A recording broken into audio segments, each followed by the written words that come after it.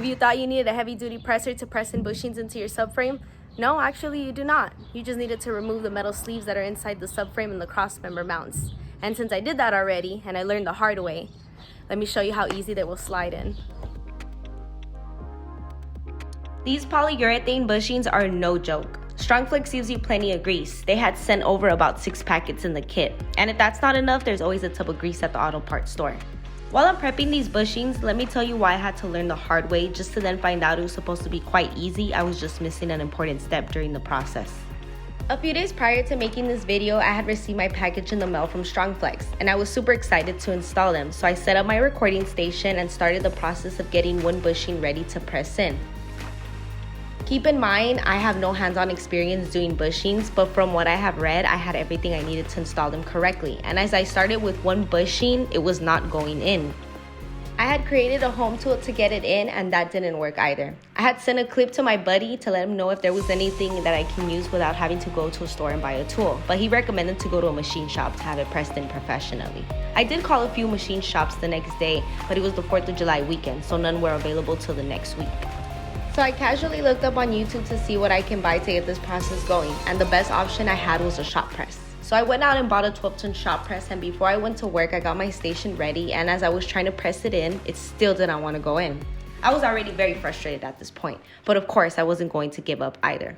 After watching endless amounts of videos, I called my buddy. We spoke about how I removed the old bushings in the first place. Then he mentioned that the issue could be the metal sleeve that was inside the mount. And you see, when you burn bushings out, that's exactly what will be left. A thin metal cylinder inside the crossmember mounts and the bushings. And oh boy, to get that sleeve out was another quest on my car journey and is a completely different story that I will leave for another time.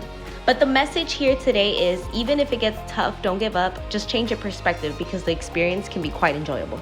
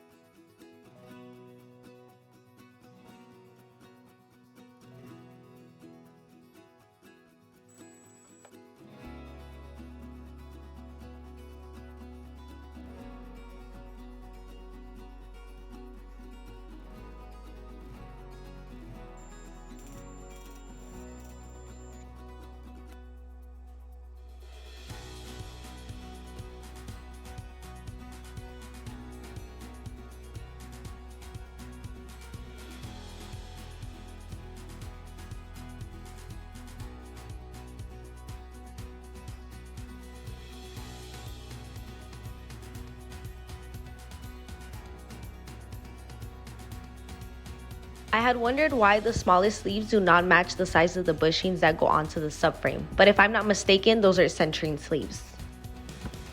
Now my subframe looks spectacular with those bushings installed. Such a great color combination too. That yellow really complements that galaxy blue. Thank you guys for watching and stay tuned for the next video.